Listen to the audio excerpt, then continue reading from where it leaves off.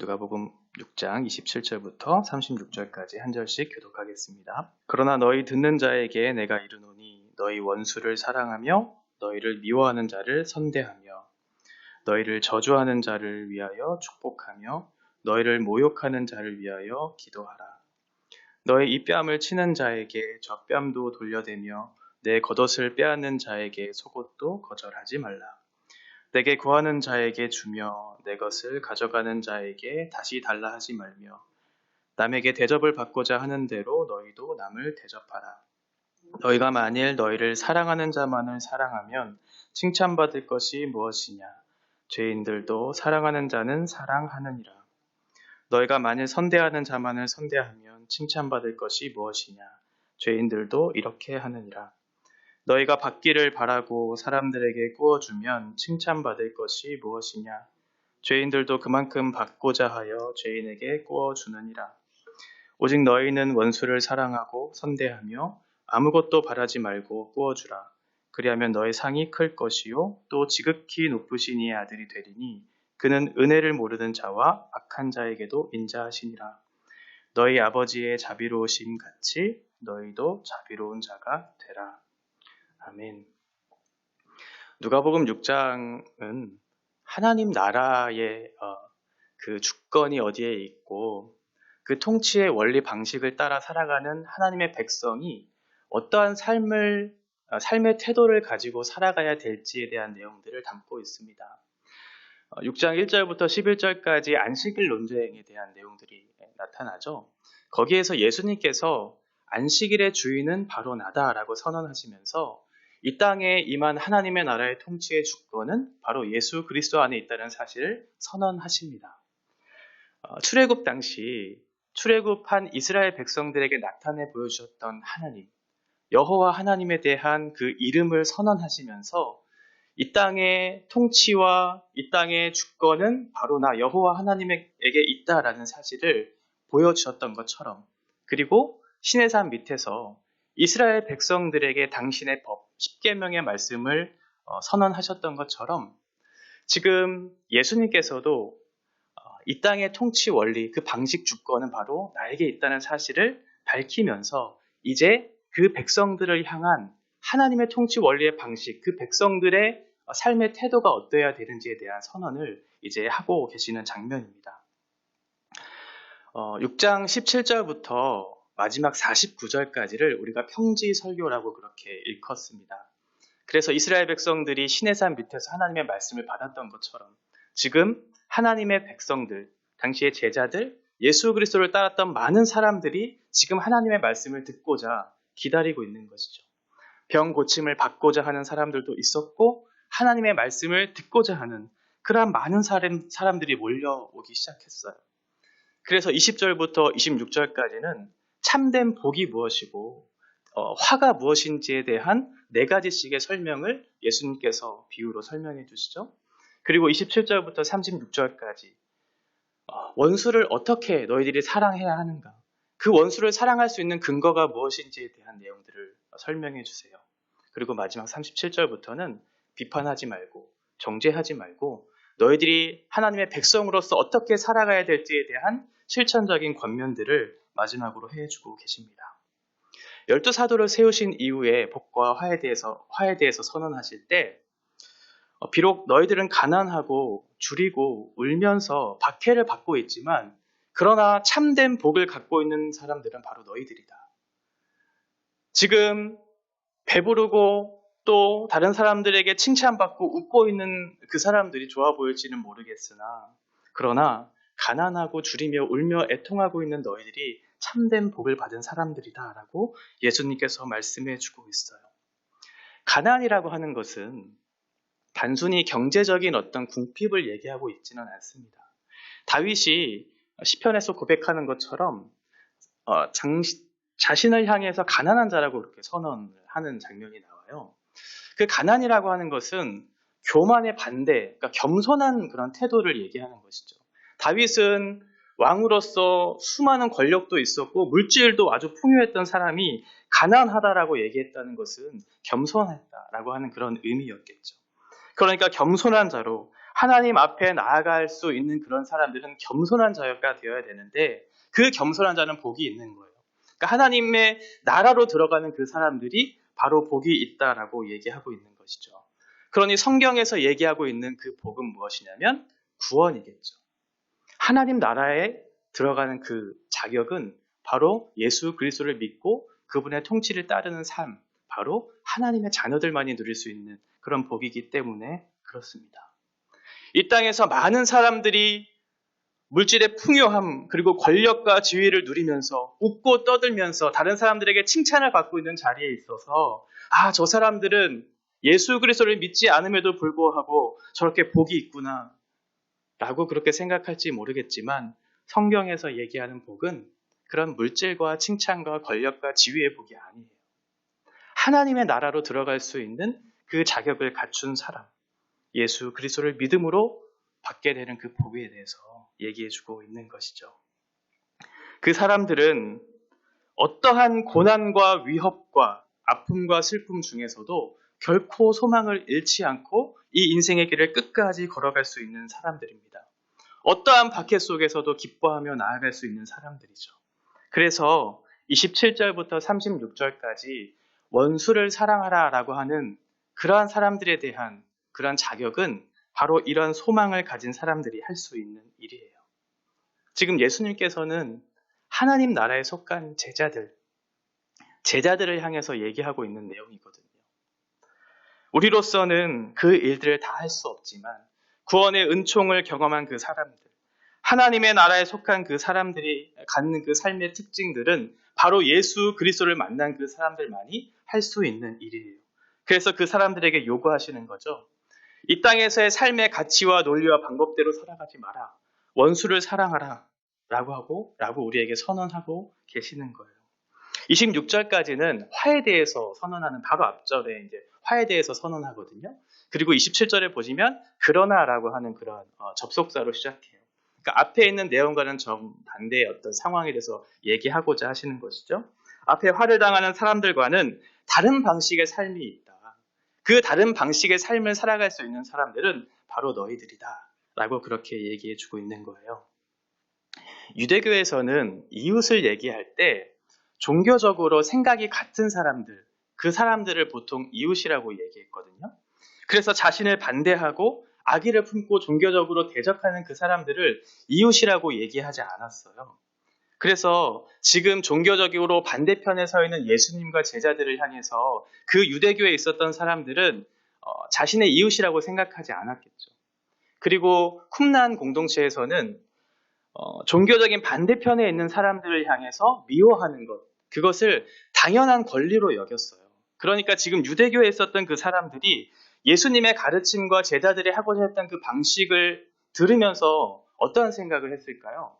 전혀 반대되는, 이 유대교에서 그렇게 얘기했던 당연한 권리들조차도 할 수 없다라고 얘기하는 그 예수님의 가르침에 반박을 가졌겠죠. 제자들도 이해할 수 없었을 거예요. 당시 가르침이 그랬으니까요. 그런데 오히려 원수를 사랑하라고, 이웃이 아닌 그들을 사랑하라고 얘기하고 있어요. 이런 구체적인 사랑에 대한 그런 태도들을 먼저 얘기하시면서 그러면서 세 가지를 얘기하세요. 너희들은 사랑의 태도를 가지고 이웃들을 향해 선대해라 라고 얘기하고 있어요.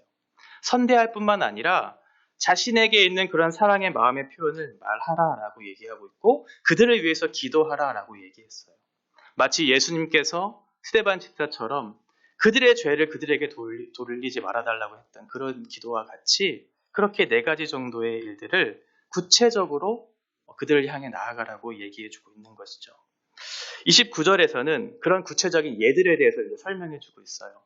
먼저는 뺨을 맞았을 때 다른 쪽 뺨도 돌려대라 라고 얘기하고 있죠. 당시에 뺨을 맞았다는 것은 굉장한 모욕과 수치, 정말 견딜 수 없는 그런 일들이었을 텐데 그때 당시에는 이 손바닥으로 뺨을 때린 것이 아니라 손등으로 그 사람의 뺨을 때리는 그런 일들이었거든요.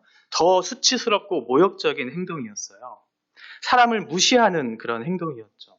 그런데 그 뺨을 맞고도 다른 뺨을 대라고 예수님께서 말씀하고 있어요. 언제든지 너희들은 모욕받을 그런 마음의 준비가 되라. 무시받아도 다른 뺨을 댈 수 있을 만한 그런 마음의 태도로 그들을 대하라고 얘기하고 있는 것이죠. 동해보복법처럼 눈에는 눈, 이에는 이 하면서 내가 받은 대로 그대로 돌려주면 그것도 다행인데 우리들은 보통 받은 것보다 더 많은 것들을 쳐서 그 사람들에게 더 악한 것들로 되갚아주고 싶어하는 그러한 마음이 있는 사람들이 바로 우리들인데 오히려 그것들을 역행해서 원수들에게 뺨을 치는 그들에게 오히려 모욕과 수치를 당해도 난 괜찮다. 또 다른 모욕과 수치를 내가 당하게끔 다른 뺨을 내어달라고 그렇게 돌려대라고 예수님께서 말씀해주고 있어요. 두 번째는 속옷도 주어라 라고 얘기하고 있죠. 마태복음 5장 40절에 보시면 당시에 지금 누가복음과 마태복음의 어떤 평행 구절 같지만 사실은 그 순서가 조금 달라요. 마태복음에서는 속옷이 먼저 나오고 그 이후에 겉옷이 나오거든요. 그것은 어떤 법정적인 사건에 대해서 어떤 판결이 이루어지기 위한 그런 사건에 대해서 담보물로서 겉옷을 준 거예요. 그래서 그 담보물을 통해서 받아야 하는 빚을 빨리 갚으라 라고 하는 그런 의미로서의 이제 마태복음의 내용이었고 오늘 누가복음에서는 좀 다르죠. 겉옷을 내주고 속옷을 내주라라고 얘기하고 있죠. 이것은 겉옷을 내준다는 것은 무엇이냐면 당시의 제자들이나 이제 복음을 전해야 되잖아요. 선한 일을 함에 있어서 그런 어떤 위협과 아픔과 어떤 고통들, 수많은 어떤 대적들이 자기를 이렇게 올가매려고 했을 때 강도를 만났을 때 어떤 상황들에 대한 묘사예요. 강도를 만났을 때, 겉옷을 빼앗겼을 때라도 너희는 그 일 때문에 낙심해서 복음을 전하고 또 선한 일을 하는 데 있어서 막힘이 없이 끝까지 그 일들을 감당해야 한다. 잘 견디고 이겨내야 한다. 그런 태도로서 이 일들을 감당해야 된다. 살아내야 한다. 라고 얘기해주고 있는 거예요. 그리고 30절에 보면 가난한 자에게 필요한 것이 있다면 언제든지 채워줄 준비를 해라. 언제든지 도와줄 준비를 해라. 그리고 그들에게 있어서 내 것을 가져가는 자, 내 것을 뭔가 빼앗아가는 사람들이 있을 거잖아요. 그 사람들에게는 보복하지 말라고 그렇게 예수님께서 말씀해주고 있어요. 결국은 지금까지 얘기하는 것은 악을 악으로 갚지 말고 악을 선한 것으로 갚으라고 그것이 하나님 나라에 속한 백성으로서의 태도고 삶의 방식이라고 그렇게 예수님께서 말씀해주고 있는 것입니다. 31절부터는 황금률이라고 하는 우리가 익히 알고 있는 그런 본문의 말씀이죠. 레위기 19장 18절의 말씀처럼 내 이웃 사랑하기를 내 자신과 같이 사랑하라 라고 하는 그 말씀에 근거하고 있어요. 곧 남에게 대접을 받고자 하는 대로 너희도 남을 대접하라 라고 그렇게 얘기하죠. 남에게 대접을 받고자 하는 대로 나도 대접을 하라 라고 이렇게 얘기하는데 자칫 오해하면 어떤 조건적인 사랑을 내가 베풀어야 하겠구나 라고 그렇게 생각할 수도 있어요. 내가 받아야 되니까 그만큼 해야 되겠구나. 그러나 예수님께서는 그런 의미로서 얘기한 건 아니겠죠. 다른 사람들에게 행하면 나에게도 행하겠지라고 하는 조건적인 그런 사랑이 아니라 어떠한 바람이나 어떠한 기대를 가지고 그런 선한 일들을 하는 것이 아니다. 그냥 주고 있는 것을 얘기하는 거예요. 그냥 주고 있는 것. 그런 이웃 사랑에 대한 것에 대한 어떤 바람이나 기대가 있으면 실망하고 그 사람과 어떤 관계에 있어서 편안하진 않겠죠. 그러니까 어떤 남에게 받고자 하는 대로 내 것들을 이제 한다는 것은 사실은 그 사람들을 생각하면서 하는 것이 아니라 나에게 하는 것은 정말 뭔가를 바라고 하지는 않잖아요. 나 스스로에게 하는 것은. 나를 사랑하고 나에게 유익이 되는 것은 뭔가를 바라고 기대하는 마음으로 하는 것이 아니라 너무나 자연스러운 것이잖아요. 나를 사랑하는 것처럼 그 사람에게도 대접하면서 사랑의 마음을 전하라고 얘기해주고 있는 것이죠. 그러면서 32절과 34절까지는 그 이웃사랑에 대한 세 가지 예를 얘기해주고 있어요. 그런데 잘 살펴보시면 공통적으로 나오는 얘기들이 있죠. 너희가 받을 칭찬이 무엇인가? 라고 하는 그런 메시지를 담고 있어요. 그러니까 죄인들도 자신을 사랑하는 사람들을 사랑하고 선대하는 사람들을 선대하는 것은 너무나 당연하다. 그런데 그러한 방식으로서가 아니라 어떤 조건적으로 사랑을 대하는 것이 아니라 바람이나 기대를 가지고 그들에게 선을 행하는 것이 아니라 역행하는 방식으로 그렇게 하라라고 얘기해주고 있는 것이죠. 세상이 말하는 어떤 사랑의 기준보다 훨씬 더 높은 법을 지금 얘기해주고 있는 거예요. 선대라고 하는 그 말, 선대는 선을 행하다라고 하는 그런 의미거든요. 아가도포이에오라고 하는 이 헬라어 단어는 70인역 그리고 신약 성경에서는 어떤 윤리적인 행위를 얘기할 때 사용했던 단어예요. 그러니까 선대를 한다는 것은 단순히 마음에 있는 어떤 느낌, 어떤 감정, 사랑을 표현하는 것에 그치는 것이 아니라 삶으로서 그것들을 나타내서 윤리적인 행위로서 그들에게 선을 행하는 것, 그것을 선대라고 얘기해주고 있는 것이죠. 그리고 돈에 있어서도 꾸어주다라고 하는 이 다니조라고 하는 것은 당시 이스라엘 사회에서는 돈을 빌려준다는 것은 대체로 어떤 그 이후에 이자를 받는다는 조건으로 돈을 빌려줬었거든요. 그러니까 단순히 내가 100원을 주면 100원을 돌려받겠다는 게 아니라 100원을 주면 거기에 150원을 더해서 내가 받겠다라고 하는 그런 조건들이 있었어요. 그리고 그 이자를 받을 것이 너무나 확실할 때에만 그 돈을 빌려줬었어요. 그러니까 불확실한 경우에는 절대적으로 돈을 빌려주지 않았었거든요. 그리고 또 하나는 내가 지금 100원을 빌려주면 내가 나중에 가난했을 때 돈이 필요할 때 아마도 그 사람이 나에게 100원을 빌려줄 거야 라고 하는 그러한 보장의 개념으로서 돈을 빌려줬던 것이죠. 그러니까 아무런 조건 없이 돈을 빌려준다는 것은 당시 사회에서는 이해할 수 없었던 거예요. 그런데 지금 돈을 빌려주라라고 하는 것, 어떠한 조건이나 보상을 바라지 말고 돈을 빌려줘라라고 그렇게 얘기해주고 있는 것이죠. 그러니까 이 가르침이 유대인들에게는 정말 이해되지 않았을 거예요. 아니 너무나 일반적인 그런 삶의 방식들을 역행하는 방식으로 계속해서 얘기하니까 예수님의 가르침에 대해서 대적할 수밖에 없었죠. 35절에 꾸어주다라고 하는 이 단어 메덴 아펠피 존테스라고 하는 것은 신약에서 한 번 쓰였던 그런 단어예요. 그러니까 소망을 잃어버리다라고 하는 그 동사를 번역한 거거든요. 그러니까 그것으로부터 아무것도 나는 소망하지 않아. 어떤 기대와 바람을 가지고 내가 무엇인가를 꾸어주지 않아. 라고 하는 그런 마음을 담아서 하는 거예요. 내가 혹 그 돈을 받지 못하더라도 나는 실망하지 않을 거야. 나는 좌절하지 않을 거야. 라고 하는 그런 의미를 담고 있는 것이죠. 이러한 모든 행위들을 너희들이 잘 감당한다면 너희들에게 상이 있을 거야.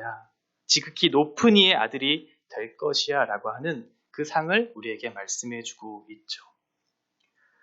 앞에 있는 모든 행동들이 당시의 제자들, 그리고 우리 지금 현재 살고 있는 그리스도인들이 바로 하나님의 자녀입니다라고 하는 그러한 삶의 방식으로서 살아내는 것들을 통해서 내가 하나님의 자녀입니다라고 하는 것을 입증하고 있는 거예요.